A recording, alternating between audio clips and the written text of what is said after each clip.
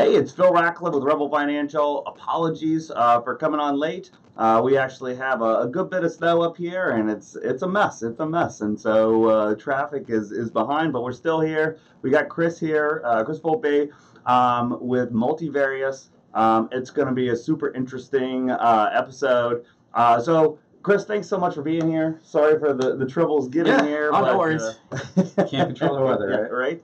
So you initially started like in art and photography, and then ended up changing gears to get into healthcare and what so, and then ended up in gaming and what so. So tell us a little bit about how you got where you are. Sure. Yeah. So my story is sort of all over the place, and it's definitely one I don't recommend.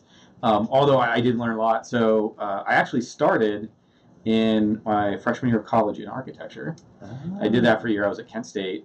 And then I enjoyed architecture, but I just wasn't sort of feeling college. I came back, did OSU, and sort of stumbled into, I was just taking a variety of classes. I stumbled into photography, which is something I also really liked. Yeah. So I got a Bachelor of Fine Arts in Photography. Then I was still working at OSU, and I was thinking about maybe doing medical school as like a grad program. Yeah. So I started taking a couple pre-med classes, volunteering at the Physicians Free Clinic. And then the College of Public Health opened up their first ever class. It was their graduate level class. They opened it up for undergrads. I was like, oh, that sounds interesting. I'll take that. And I just like fell in love with it. So the next semester they opened up another class for undergrads. I took that, and then I talked to the teacher that I had for both classes. And I was just like, I think I'm going to apply this program. Would you, write me a letter of rec or whatever? Yeah. And so I ended up getting a master's in public health and then a master's in health administration. So I've got 3 degrees from OSU and a variety of topics. But it was definitely like a weird path. But I think it sort of led me to where I'm at now. Because you have ties with Nationwide Children's and OSU still with some of the stuff that you guys do, right? Yeah, so we do Multivarious right now is kind of 3 different pillars, we call it. So our first pillar, we make our own software, apps, games, and then our second pillar is client services. We generally work with larger companies. Nationwide Children's is one of them, Columbus Zoo, OSU, Battelle, MasterCard, like those kind of level companies.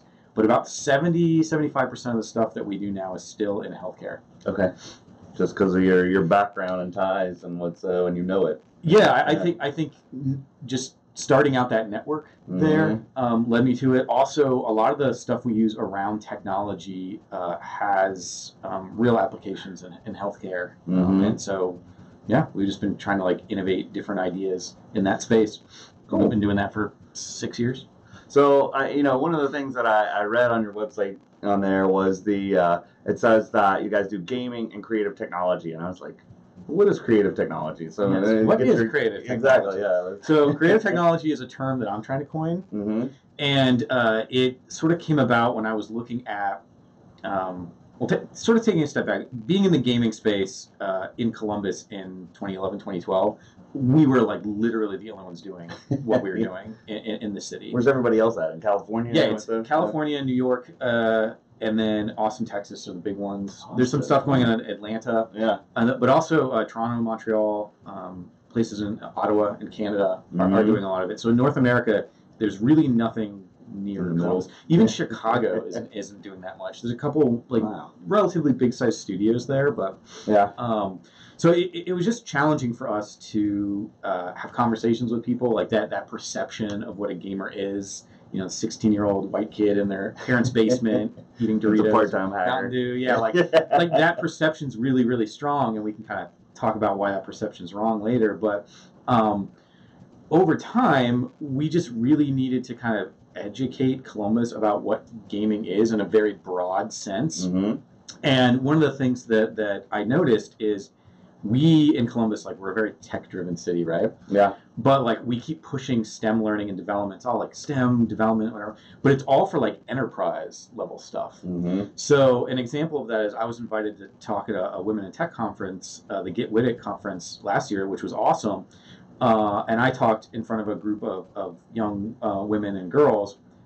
I noticed all the other speakers, they were all high profile, very well regarded, well accomplished women, but they were all in positions like Chase Bank or IBM or Nationwide Insurance, like all these enterprise level solutions, right? Sure. And I wanted to show to folks that like you can use these same core technology stacks, but you can do creative things with them. You can do interactive arts, you can do virtual reality, augmented reality. Like it's the same underpinning of tech, but it's not like working on a insurance database or a health. I mean, that's interesting to me because that was actually one of the things I wanted to ask you, because when you think about all this stuff and talk about developers and apps and all this stuff, but you're a small business or you're somebody that wants to do something, I mean, you're talking about tens to hundreds of thousands or even millions of dollars. So where's the opportunity for smaller companies and so? But I think what you're saying is there can be. Oh, there absolutely. I mean, like I said, we being the sort of only one that does what we do, or at least started, and now there's other people coming into the field. Smaller companies couldn't sort of afford our services because making some of these apps, or like you want to make a virtual reality product, like it just takes time. And we try to templatize stuff. We try to be as efficient as we can, but it's like the web world, for example, has a lot of ways to gain efficiency through making website designs and stuff. Gaming and interactive mediums are a little more complicated. There's just this base underpinning that's like any app you want is going to cost you at least $20,000 just to build out a foundation, and there's no way we can get around it.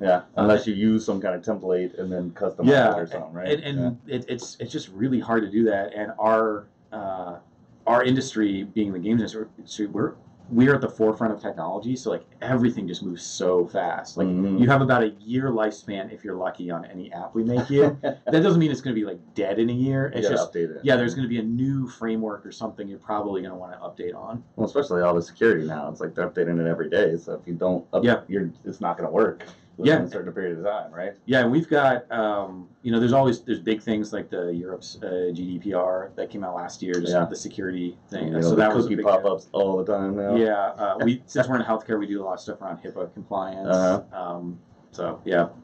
Okay, so given your expertise, how come people well, actually, let me go back. So when I was looking at your website, and you mentioned some of these things, you do healthcare and educational, virtual reality and mixed reality, and gamification, which is kind of one of my favorite things because people look at our industry like it's boring, and so we got to do something to spice it up to where people want to participate and it's not. So give us some examples of each of those areas of what you guys are doing or how you've helped people or what, so to give people an idea of not just a category but like something practical.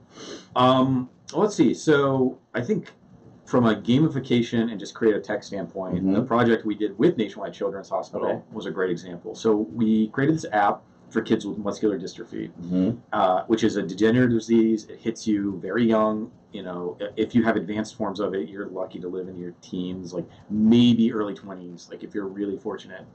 The traditional mechanisms of therapy and research and just general sort of care are very boring. A lot of times are very painful.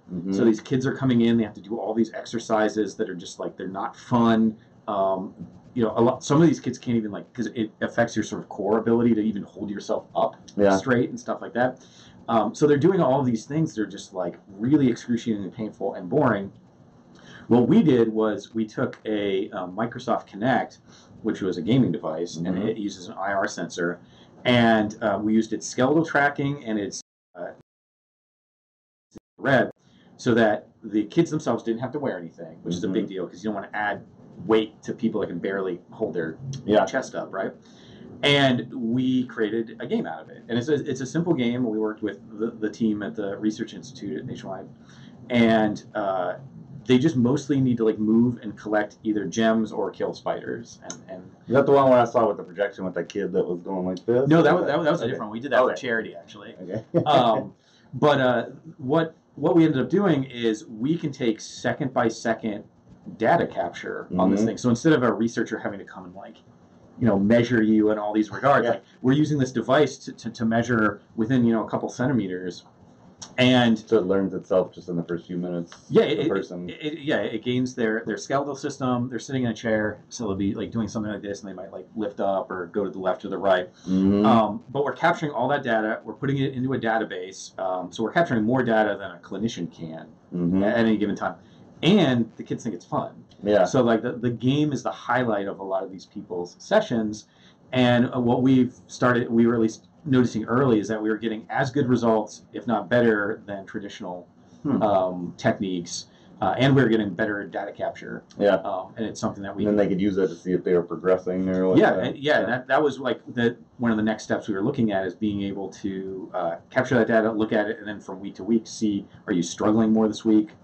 We did another app, a prototype for upper extremity injury, and we did that in virtual reality, where you would put a VR headset on, and we would have you like do paintings, like paint different colors. So you had colors on the sides that you would have to like dip your brush into, and then you would have to follow these patterns. And that all the pattern movement was designed to like get you doing the same things you would during physical therapy, but it's just more interesting. And at the end of it, we could like capture those strokes and like turn it into a painting. You could like share that image out if you wanted to. So the Nationwide Children's product, we were actually in global trials in Europe, and then we were in early FDA approval on it, and then Microsoft killed the Kinect. So that was sad. So now we're looking at some alternative techniques or technologies for that. And then the VR prototype is still being worked on. And I think there's a lot of interesting creative ways that we can impact healthcare or education. We're talking to another client right now about. So could you still use the Kinect, or is it just going to go just slowly to where it's not being updated and it's just not working anymore? Because obviously, still, I mean, I've got 2 of them just sitting in my house, right? Sure. I mean, I think we have 6 in our office. So you can still use them, and the product still works. The problem is they're not manufacturing them anymore. So it would be hard to scale. Yeah, the goal at Nationwide was to be able to take a turnkey package and then sell those to people. It's like, well, at some point, they even joked at like, should we buy like a warehouse full of them or something? I'm like, I mean, we can, but at some point, or you convert over to the Oculus or Vive sensors or something like that. Yeah, there's Intel's doing some new sensors. Their skeletal tracking is not as good as the Kinect was. I was impressed how well that worked. I was skeptical that it would work well. The Kinect, it was an awesome tool. Like, it didn't really take on in gaming, but as a tool, it was really awesome. It's $150. Like, name me something in healthcare that's $150, right? Kids like it. My little kids liked that. Yeah. And I think it's also, from a sort of financial business standpoint, it's also sort of a story where I think Microsoft didn't realize what they had. They kept focusing on the gaming aspects of it, and they gave it about 3 or 4 years in the gaming space, and it just wasn't getting the numbers that they wanted, so they killed it. But I think if they would have looked into the other spaces like healthcare, that would have been really valuable. The problem with healthcare is, as much as we all want to be innovative and at the cutting edge in healthcare, it takes 5 to 8 years to adopt. If the FDA is going to be involved, it's going to take forever. Yeah, so it was like just as the point that healthcare was really beginning to use Kinect in a meaningful way. We've done multiple projects in healthcare using the Kinect. Microsoft killed it because they're like, we're just not seeing the numbers. But like, healthcare was starting to ramp up in that. The downside, I mean, private company and investment can do a lot, but again, it's ROI, right? Instead of like, it's sad that the grant funding and stuff is down so much to where the government would support these things. Yeah, some of them. It's also just being someone who loves healthcare, has been in healthcare a long time. The healthcare industry is just, it's so slow moving. It wants to be innovative, but it doesn't know how to. And some of the mechanisms. And they don't want to get sued for it. Yeah, but like you can do a lot of stuff without exposing yourself to financial or legal risk. Like, I think it's more just a cultural mentality thing than like, if we're going to spend $50,000, what's our ROI on 3 years? It's like, well, that's not how innovation works. Like, sometimes you have to have an idea and you spend $50,000 on it. Yeah, and it may not work out. It may not work out. We've worked on several MVPs that just like, after a while, we're like, it's a cool tech, but the users don't really want it. We're having a challenge with that, with working on a app for Parkinson's and balance therapy, but it's for an older population, it's for retirement communities. And we're noticing that they're not doing any of the data input in the platform. Like, they're asking the people that are at the retirement facilities that are like helping them and the staff there to enter all the data, because they don't want to go on the computer and enter the data. So we're like, okay, well, now we got to figure out a new way to either capture that data or make the data input quicker, because they're just not interested in using technology in that way. Yeah. So. Yeah. I think if they can get the natural language to go up to the next, like Alexa or Google Home or whatever, then I think that you're going to get the older generation to engage a lot more Yeah, because they're used to talking to people, right? And if it really seemed almost like a person, they could just ask them the questions over like a 20-minute thing while they were getting ready. Yeah. And they could go get on a different device. I think there's going to be some awesome things happen with that, where people wouldn't buy this new DVD player because they can't set it up. Well, if that natural language device could connect to the other home device, you bring it home and you're like, no, Alexa, fix this for me. You know, whatever. Yeah. Like, okay, yeah, it's ready to use now. Yeah, there's definitely a barrier to technology. Yeah. And I also think there's a fear around technology where a lot of people just look at a computer, if somebody hadn't used it before, and they're just like, their mind's blown, you know? And they're afraid to try stuff, I think, because they're worried they might break something. But, you know, sometimes you just got to get in there and... Yeah, I agree. Around. I mean, to me, those are people that I'd love to see, like, the stuff that you're doing, like, help them and be able to engage because you break those barriers. The other side of things is almost like the Luddite side of things where, like, they're almost proud that they don't do things online. I'm like, you know, that's, like, a serious handicap. Like, you're going to pay more for things. Yeah. You don't know how to get things. You don't have access to knowledge. You know, it's, like, a humongous handicap. You know? Absolutely. And so, I think there's, you know, not to get political, but we've been looking at the internet over the past few years. Like, we've been following it around, you know, free internet and things like that, broadband access. And unfortunately, you look at the people that are in Congress or in positions of power, and they just fundamentally, the joke about, like, it's a series of pipes. I don't know if you remember that thing from 5 years ago or what, I forget who it was. But anyway, one of the senators or congressmen was like, yeah, the internet's like a series of pipes and information goes through it. And everyone's like,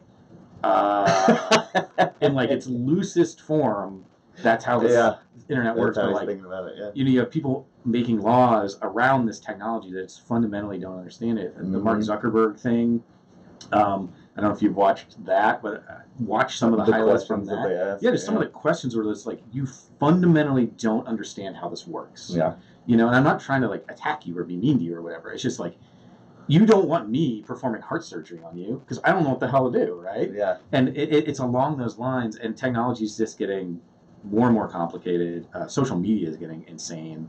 I'm sort of like on the Luddite side now on social media, where like I've almost completely removed. It could be a decent amount of time. Yeah, invested into there, and you got to pick and choose your battles, and what are you going to do? Right? Yeah, I use it to push content out, but I don't respond to comments. I don't. It's just it's too much. Yeah. I started an Instagram for my photography, and I post photos on there. Yeah, I've got one for my dog. What you like, and so I would think, you know, some of the stuff you guys do on like YouTube, or you know, to demo some of the stuff that you build, and you know, since you have a photography background, it seems like Instagram's a lot better for, you know, more picture. Feeling related rather than long diatribes and I just wanted a simple mechanism to get stuff out there. You know? You got your LinkedIn out there just in case somebody professionally wants to look you up or connect or whatsoever. I hate LinkedIn. I can talk about LinkedIn forever. but from our perspective, another thing to remember is gaming is so community focused these days. Like, I was going to ask you about some of the community stuff that you're doing. We have to at least have those platforms out there. So tell me a little bit about that community side of things, the GDEX and the sandbox. I was intrigued that it's not just business. It's like you're trying to like connect the community and build it better for Columbus in general. Sure. So our overarching goal is to build a gaming industry here in Columbus, and that includes video games, esports, creative technology, virtual reality, all those things we talked about. We're really doing things that other cities aren't doing right now, which is pretty amazing. And I mentioned in 2012 when we started, nobody was doing this. So it's just every conversation I went into, the first half of it was just me describing the industry, just like stats that people fundamentally don't know. Like, you've done some homework, but you know how much revenue was generated globally in the video game industry last year? I play, but I don't know those. So just as a fun stat, last year was $116 billion. Wow. Music was $15 billion. Holy cow. Movies were 45. Wow. So you can combine music and movies and almost double that. Yeah.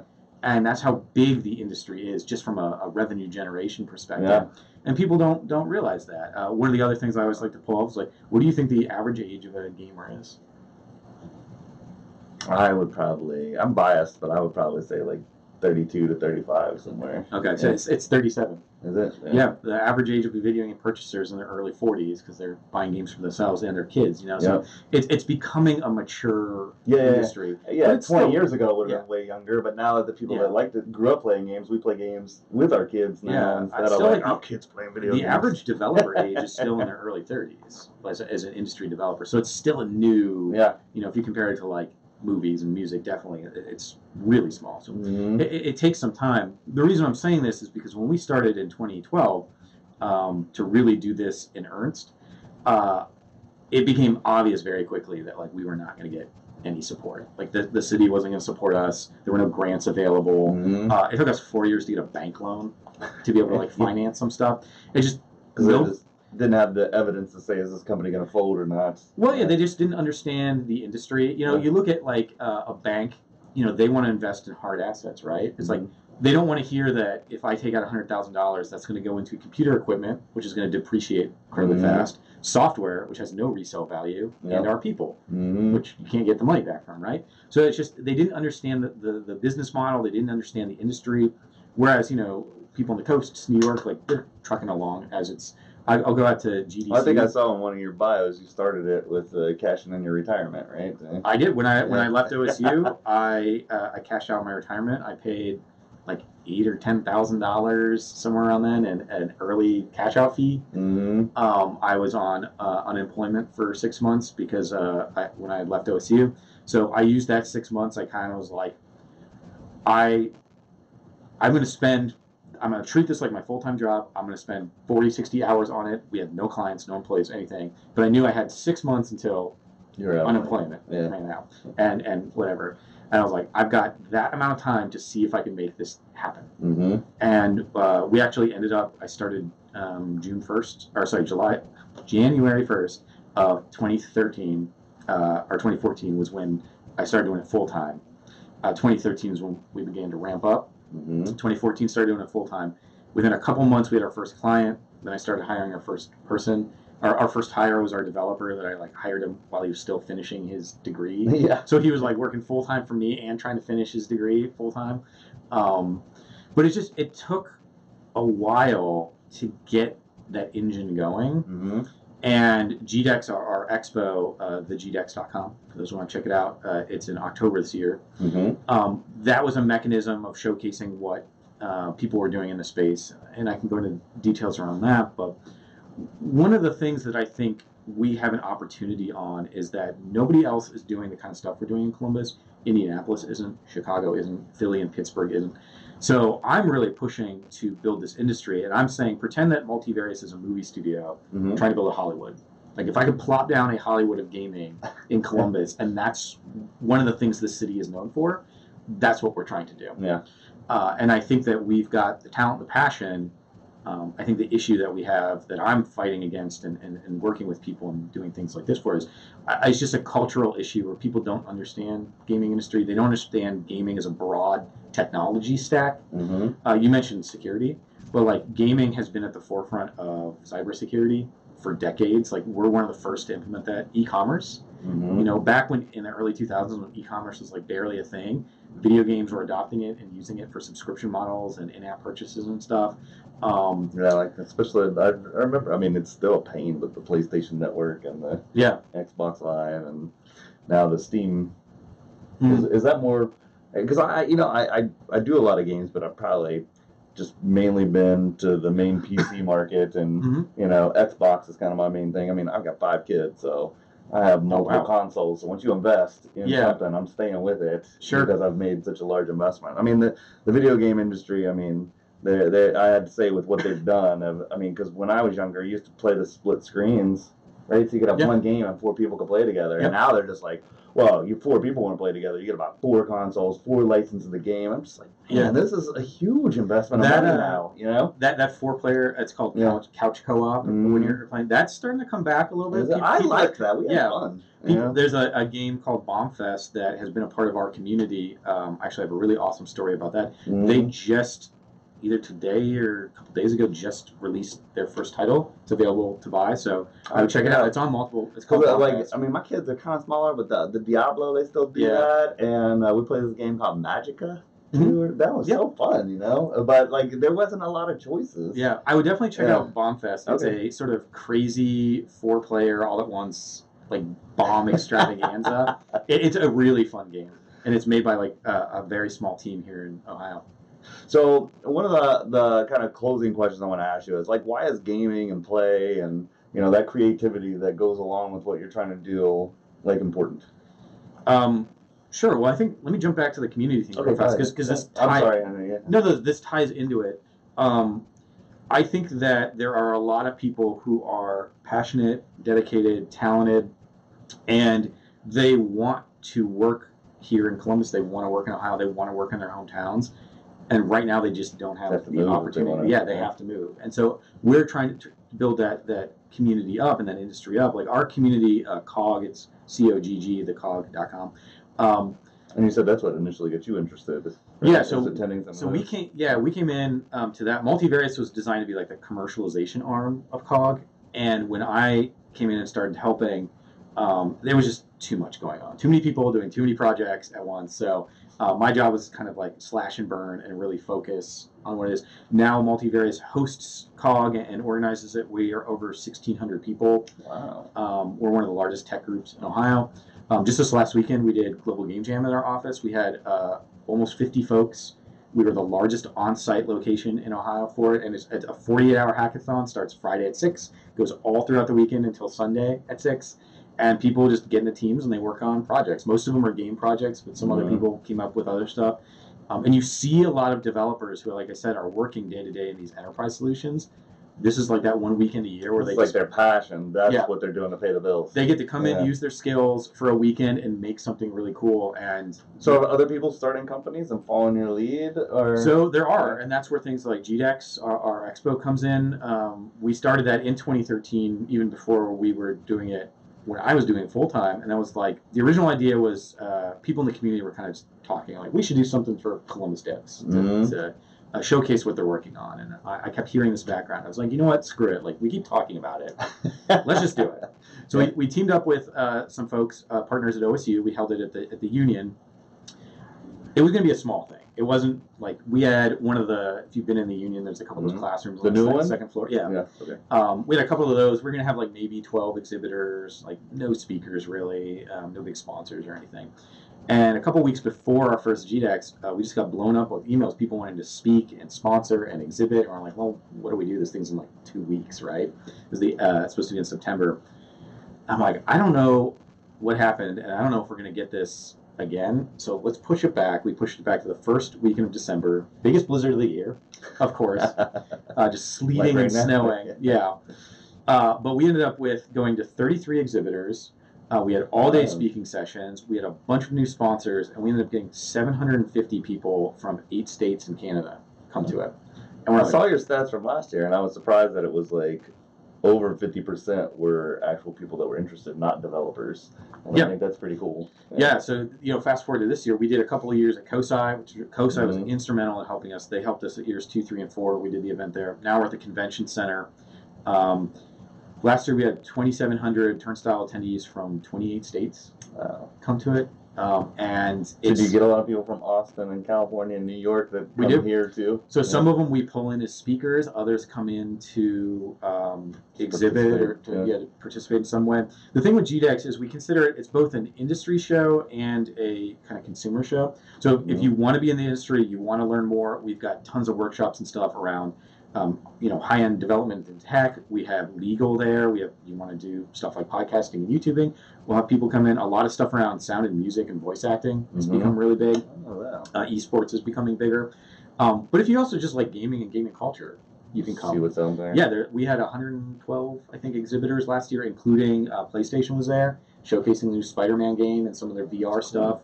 Ohio University sponsors our VR section, so you can, all sorts of new experiences. And what we're starting to notice is as GDEX grows, it's becoming, it's still sort of a gaming-focused show, but it's becoming more of an experiential show. Yeah. So you can come in and there's just tons of different experiences. Like, I don't know if you've ever flown a drone, but you can put on like a headset and in first person fly a drone around. Yeah. We're looking at like adding escape rooms and all sorts of other experiences.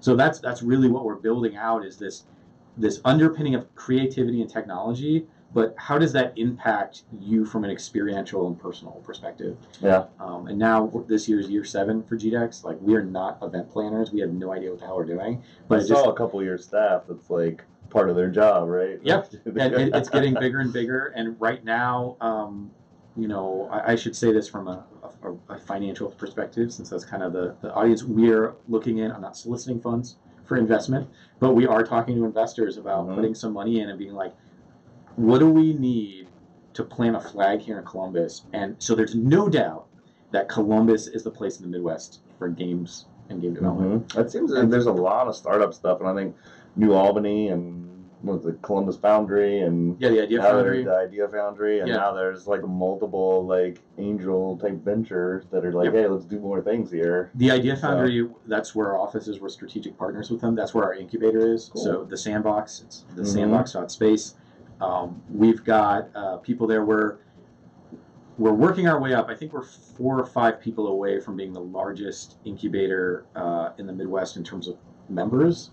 Obviously we're the largest in terms of square footage, just by being at the Idea Foundry. We kind of get to cheat that way. But the largest is currently in Chicago, and they do some cool stuff. But we want to be the biggest. We want Columbus to be that place and start attracting all of this talent, pulling it in, retaining it. Be like you guys are making Ready Player One make Columbus the biggest city. We're trying. We did I don't know if you know, but we did a Ready Player One when that came out last year. We did a premiere event at the Gateway. That's awesome. And I always liked that book, and then I was like, they're making a movie that's gonna be awesome. Yeah. It was pretty cool. We had a special screening, and we brought in lots of different exhibitors. We had a Tesla there. We had a DeLorean that's hooked up that could be converted into playing. You can use the steering wheel and the pedals to play a video game. Inside of there. So you're you're sitting in, and like the hood comes up, and a monitor is there. So it's a drivable, fully functional, drivable car, but it can also be converted into a game station. That's cool. It's really cool. So let me just ask a personal question I think about, because I've got multiple like VR rigs, and I obviously have Xbox and PS4, and I think about it. What VR rigs do you have? Oculus. Oculus is what I've invested in. Nice. Primarily. So do you think that VR and AR is going to take over all the consoles? I don't know. Still going to be doing TV screens. I don't know if it's going to take over. One reason is I think there's a play style that works on screens that isn't going to go away, right? You can see that with arcades. Arcades are kind of coming back into fashion. There's just a feeling and experience you get with arcade machines that can't be replicated elsewhere. I think you're still going to have that with 2D games. There's also some things like, I don't know if you suffer from it, VR still has motion sickness and some issues. Well, in the VR games, maybe one of the negative things that people think about people that play too many games is when I play a lot of those games, it wears me out. So, especially the shooting games and stuff like that, like you're doing stuff, like you're getting exercise. Oh yeah, it's not. I mean, it would be tough to play 5 or 6 hours. Like people will sit on the couch and play. Doing that in VR, it'll be wearing you out. You're probably gonna need to get some new foam after a while. The way I look at VR is it's a new format. For probably just like mobile is a different format, and I think if you look at VR, it's probably like in the, I say Miss Pac-Man days from a technology standpoint. Yeah, sure. Like look at Miss Pac-Man compared to now for typical standard 2D games. VR still got a way to go. Absolutely. But I think that there is a lot of value in it, and both VR and AR. This is the first time in history, like neither VR or AR are like new. Like VR has been around since the 90s. But this is the first time that the world's largest companies are involved in it. So the Oculus Rift's owned by Facebook. Yep. HTC Vive, and that's Valve. So you mentioned Steam. That's on Steam. Microsoft is doing things in the HoloLens. I haven't seen Microsoft. I've seen Sony's and Oculus and Vive. PlayStation's got theirs. The HoloLens, they went with. I think they kind of gun shy from the Kinect, and they went with a more enterprise level device. So it's like. So the consumers is really nice. Yeah, it's people like you and the businesses and because it's like $3,000 or it might be $2,000 now, but when it started out it was like $3,000 to get a device. Because I asked people, they're like, the VRs are awesome. We'll let them try them or what's and they're just like, this would be awesome to get. And they're like, oh, it's only $400. I'm like, but you have to have a gaming computer, so you have to have a higher end video card. So now you're talking about $1,000 computer. It's not like getting a PS4 or Xbox One for like $300 and you're done. Well, that's the beauty of PlayStation, is that the PSVR is not the most like sort of technically hard hitting. It's not the most powerful, but it's simple. It connects into your PlayStation. It's a lot easier to use, and it's got. The last time I checked, it was somewhere around 4 million install base, I think. So they've sold 4 million units. So they're the biggest. They're outselling both Oculus and HTC Vive combined. But if you put them all together, you're maybe at this point maybe 6 million units. That's a lot. But when you look at, there's 85-ish million PS4s out there. Like it's not a lot overall. So the adoption rate of this technology is still taking a while. It's the same thing with 4K TVs. Everybody talks about 4K TVs and 4K content. The adoption rate on 4K TVs is still maybe 20% in America. I mean, that's how I feel. I mean, most of my TVs are 4K, and there's just not a lot of stuff I can watch on them. Most people just don't have a 4K TV. And you're talking about the U.S., which is one of the largest tech purchasing countries in the world. If the adoption rate in the U.S. is only 20-ish% for 4K TVs, then the rest of the world's like under 5. So it's going to take a while to catch on. I think 4K and VR are going to be in a similar boat. But that being said, a lot of the projections around gaming, so I said the industry was $116 billion in 2018. By 2021, it's projected to be around $150 billion. VR was about 7.5, 8 last year. It's predicted to be 75 by 2021. So you're looking at a 10x growth rate in VR in 3 years. Like 50% of all the spend. Yeah, that's insane. So, it's something that's beginning to ramp up. Corporations and, you look at the adoption curve, like you get your laggards and you get your early adopters or whatever. VR is still sort of in that, I think it's just past early adopters, but it's not mainstream yet. Okay. Well, any last kind of words of wisdoms or things you would want to put out as we kind of wrap up the episode? So I would think from my perspective, just selfishly, I would check out our expo GDEX, so the gdex.com. If you're interested in, game development, check out our the sandbox.space for our incubator. Also, I get a lot of questions from an educational perspective from people like, you have kids that like gaming. One of the other companies I'm a partner in is GameU, and that teaches kids age 8 to 18 how to develop video games, and that's all of it. So that's developing. So they're learning coding, they're learning design, they're learning art, music composition. Is that in person or online? It's in person. So it's game-u.com. We have a location in Dublin, and we also do some classes out of the Idea Foundry. So I would definitely check that out if you have kids in that 8 to 18 age group that are interested in wanting to do some STEM experiences, but have it be around games. I'm trying to get my kids. I mean, I love to build stuff. I mean, obviously 3D printer and VR and stuff. And when you were running behind, I was like, I got to finish building this computer, and that's what I was doing for you guys. And I try to get my kids to do this, and I wonder if it's kind of like, when you try to get your kids to do stuff more, they're almost more resistant to it. But I'm hoping my kids will get more and more into it. That sounds like an awesome opportunity. We get approached a lot by people trying to get girls and women into technology, trying to diversify and trying to get. So we had a conversation last year about how do we get young Black youth, particularly men, involved in development and STEM coding. And it's like, well, it turns out that young Black men like video games, so that becomes a vector to help them understand that, don't just play it, build it. Yeah, you can learn how to make these things, right? And so I think games provide an on-ramp, an easier on-ramp into learning how to code. And again, the technology that we're using is the same tech that's being used in most of these major companies. We're not using some crazy Moon Man language or anything, And I think, lastly, the thing that I always try to get out is we have to change the perception of what gaming is. I believe gaming is an art form, personally. I also believe that gaming is the next storytelling medium, just like, music, movies, books. There's the spoken word before that. Except you participate instead of just watch. Yeah, there are things that games can do as a music or a book or a movie or whatever. And we're just now, after 30 40 years of an industry existing, we're just now starting to see games that can only function as games. Like their core experience can only be games. And that's new. I mean, that's new within the past 4 or 5 years for the industry. And that's really exciting. And then the next jump is going to be what can VR and AR. I keep telling people how cool the VR is, and like, there's I mean, I did early adoption, so I got like most of those games when they were free, and so I still have them. I can let people try just about anything, and so I know which ones are good. So I let them get the ones that are like the ones that are going to make you less sick. Fun, and I'm sure you've done like the plank experience. Like that's one we show all the time.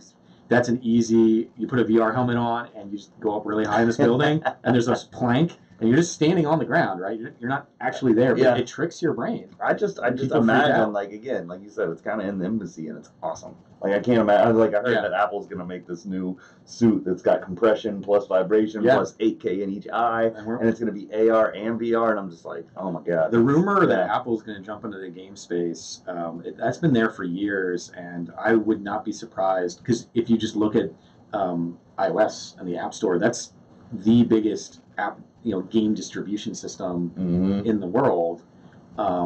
Steam is the biggest for PC, but like they're already a big player in the game space. You just don't think about Apple and video games. But they are, and the whole reason the App Store was successful is because of games. Same with YouTube. A lot of people remember the early days of YouTube when you went to that front page. It didn't used to give you tailored results for you. It would give you what the trending and most popular things were for the day, and they were almost all games. And YouTube had to realize... And the fail things, right? Yeah, exactly, the fail things. Of course, your kittens and whatnot. But I think for me, and what I'm trying to show is that if we can change our perspective about games, and we can look at it from a different cultural lens, the opportunity for Columbus to build an industry that will not be rivaled by anyone in our sister cities and in the Midwest is extremely strong. And if we can get a head start on that, we could be 5 to 10 years ahead of other cities trying to do it. I think you're right. I think you're right. The path that you're taking in terms of you have to build a community, because a lot of the argument of why Google and Apple and them keep their Silicon Valley roots is because they want the intermingling and the culture and the people together. And if you're not going to create that community to share ideas and what's regardless if you have 2 times less cost of living, it's not going to overcome the incubation of the ideas and innovation. Having a low cost of living and everything is great, but if you can't find a job, like it's irrelevant, right? Or you don't come up with the good ideas, even though it was possible if the right exchange of ideas would have happened. And we work with, one of the things that we do differently in Ohio than I've noticed any of the other states doing around us is we work really closely with the universities and colleges. So OU, Miami, Shawnee. There's a lot of them around. Just to name a few. They sponsor GDEX every year. Like Shawnee State, man, they come up with like volunteers. They come up with like a batch of students that help volunteer at GDEX. And every year they're ready to rock and roll, and they showcase really cool stuff. That's awesome. And so we've cultivated this Ohio thing. We did our first Ohio sort of business of games summit the day before GDEX last year, and brought all the thought leaders and educational leaders together to talk and be like, how can we propel the state forward? And we're starting to see some results, but ultimately we need support and we need money. Like it's going to come down to money at some point, and I think we're just about there. So, well, Chris, thanks so much for coming in, and thanks for what you're doing for the community, and hopefully making Columbus a better place for the whole Midwest, and we can be a beacon for building better new things, and let's do maybe be a new Silicon Valley. Right? I'm glad to be here. Follow us on at Multivarious and at the GDEX, or our social media accounts. I'm at Volpe Creates. I think I'll go to the GDEX this year. I'd like, again, you can tell from talking to me, I like this stuff, but I didn't even know about that, and I was checking it out when I was looking into you, and I was like, man, I'm going to take my kids to that in October. It's become a thing where, like I said, because we aren't event planners or coordinators or whatever, like we've kind of grown it organically, and we're getting to the point now where we're spending more and more on advertising to let people even know that it exists. 10 years from now, it'll be like the Arnold Classic. Yeah, that'd be sweet. We do actually. Sunday's a family day, and we offer. I saw that. I was going to get that family pass for the Sunday one. Yeah, awesome. I checked it out. Well, thanks so much, Chris. Yeah, thanks for having me. thank you guys for tuning in. I know this is a longer one, but obviously you can tell it's something that I enjoy, and it's important for our community. And if you're thinking about being a developer, maybe move to Columbus instead of somewhere else, right? Yeah. You know. So Come on over. You guys have a great weekend. Thanks for tuning in, and we'll see you next week. We have Luke Griffin in from Luke Griffin Insurance, and we're gonna have some great discussion about all the things that they do, especially philanthropy oriented. It's gonna be great. So see you next week.